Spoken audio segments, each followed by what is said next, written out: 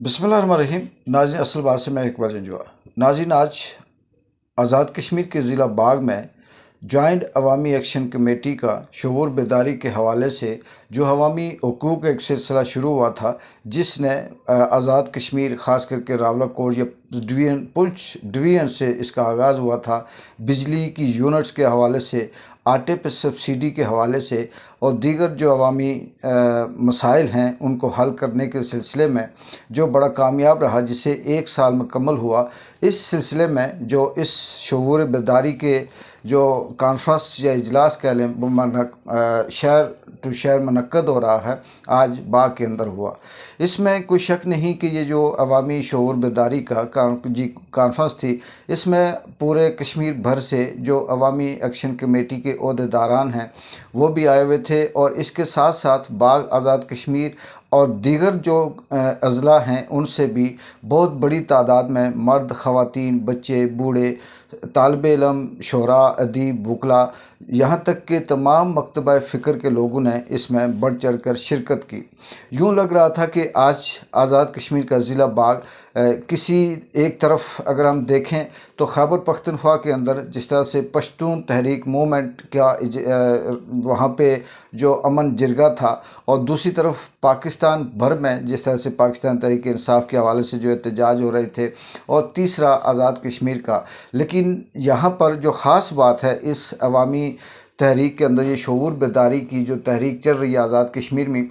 के अंदर, इसमें जो शऊर बेदारी का सिलसिला है वो इस हद तक है कि आज़ाद कश्मीर के वो लोग, वो नौजवान, वो तालिब इल्म जो अपने हुकूक से बेखबर थे, अपने वसाइल से बेखबर थे, या जिनको शायद कि इससे पहले माजी में उन्हें इस तरह से कहीं बेदारी नहीं मिली, शऊर नहीं मिला, और वो किसी न किसी मसलियत के हवाले से या किसी वजह से खामोश थे, या बहुत से सियासी नज़रियात रखने वाले लोग अपनी अपनी सियासी जमातों के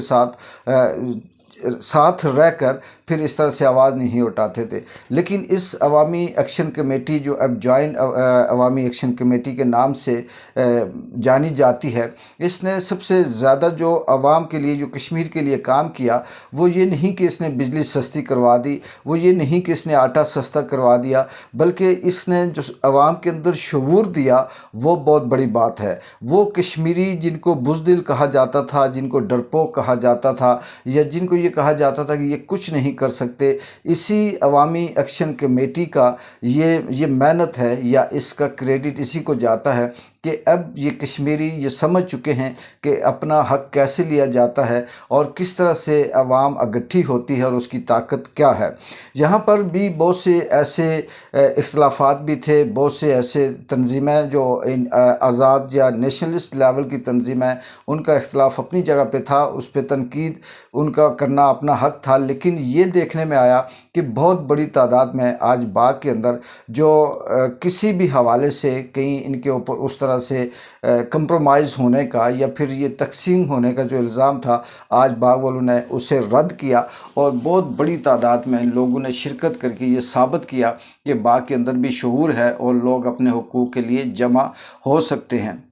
इस अवामी तहरीक के अंदर जब ये पूरा दिन बाग के अंदर सैकड़ों नहीं बल्कि हज़ारों की तादाद में लोग इसमें जमा थे, और अपने मकाम पर जब ये जमा हुए तो वहाँ जो मुकर्रीन थे उन्होंने अपनी तकरीरों में आवाम को ये बताया कि कश्मीर के हुकूक क्या हैं, कश्मीरी किस तरह से अपना हक़ ले सकते हैं, कश्मीर के अंदर वसाइल कौन कौन से हैं, हमारे किस तरह से जो वसाइल है उसका गलत इस्तेमाल किया जाता है, और माजी में ये जो हुकूमतें हैं, ये जो बेस कैंप है, ये जो तहरीक के नाम से, कश्मीर के नाम से जो हुकूमत बनती है, ये सारी की सारी इससे पहले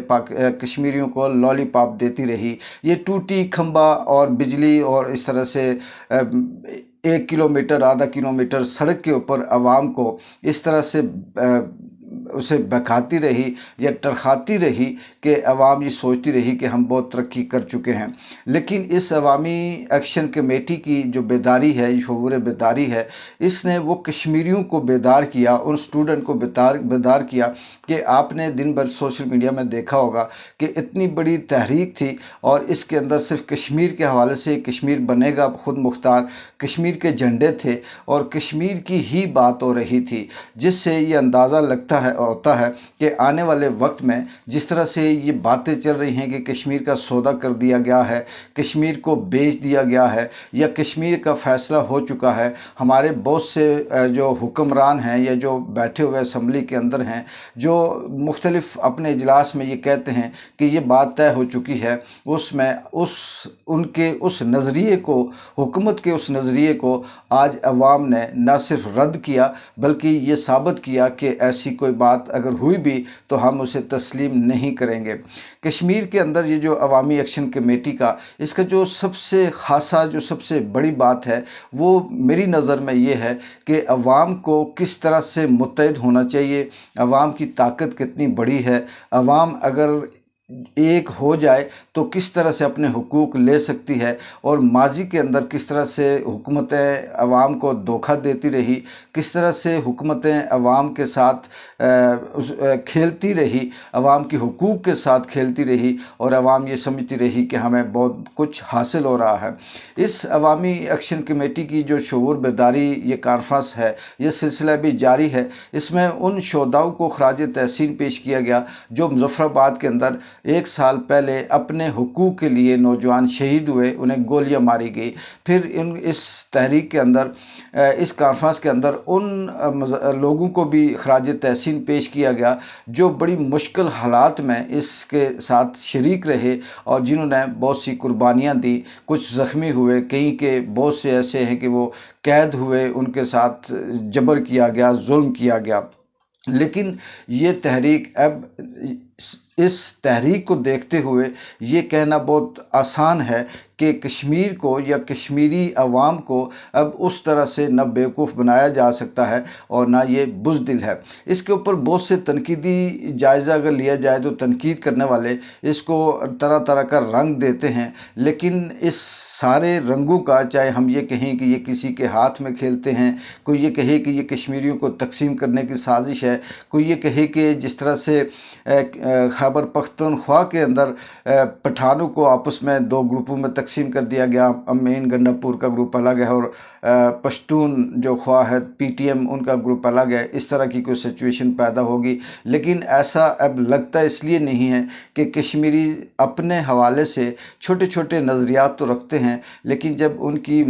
اجتماعی کاز آتی ہے یا آئے گی تو وہ کسی بھی حوالے سے، کسی قربانی سے دریغ نہیں کریں گے۔ لیکن جو اس میں سب سے بڑی پازیٹیو اور مثبت کہ باغ کے اندر جس طرح سے یہ کامیاب کانفرنس ہوئی، جس طرح سے اس کو اچھے طریقے سے مینیج کیا گیا، جس طرح سے یہ پرامن رہی، اس کی مثال آپ یہ کہہ سکتے ہیں کہ ماضی میں نہیں ملتی کہ ایک ایسی تحریک کہ اس سے پہلے یہ ہوتا تھا کہ کسی بھی حوالے سے اگر کوئی احتجاج کیا جائے تو 4 جھنڈے 10 لڑکے ہوتے تھے اور اس پہ پولیس کی لاٹھیاں برستی تھی اور وہ ہمارے سامنے ہوتا تھا کہ کس طرح سے ان کو منتشر کیا جاتا تھا۔ لیکن اس دفعہ پولیس نے، حکومت نے بھی مکمل تعاون کیا، کیونکہ شاید وہ یہ سمجھ چکی تھی، یہ دیکھ چکی تھی کہ یہ جو کشمیری ہیں اب ان کو اس طرح سے ڈنڈے لاٹھی سے ہانکنا بہت مشکل ہے۔ دیکھتے ہیں کہ اس کے اثرات آنے والے وقت میں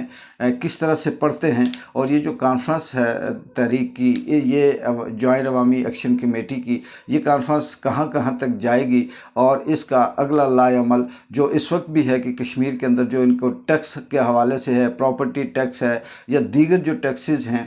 اس حوالے سے بھی ان کی کچھ شرائطیں یا کچھ مطالبات ہیں حکومت سے کہ وہ مطالبات ہمارے مانے جائیں، ہمارے اوپر جو ناجائز قسم کا ٹیکس ہے اسے ختم کیا جائے۔ اگر نہ کیا گیا تو اسی طرح کی ایک تحریک پھر مظفر آباد کا رخ کرے گی اور چودھری سرکار کو پھر مجبور کر دے گی، اس سے پہلے کہ یہ عوامی تحریک پھر سے کوئی اپنا آخری لائحہ عمل فیصلہ یا اس طرح سے طے کرے۔ چودھری سرکار کو چاہیے کہ وہ اس کی نزاکت کو سمجھتے ہوئے جو بہتر فیصلہ ہے عوام کے حقوق کے حوالے سے وہ پورا کرنا چاہیے، اور عوام کو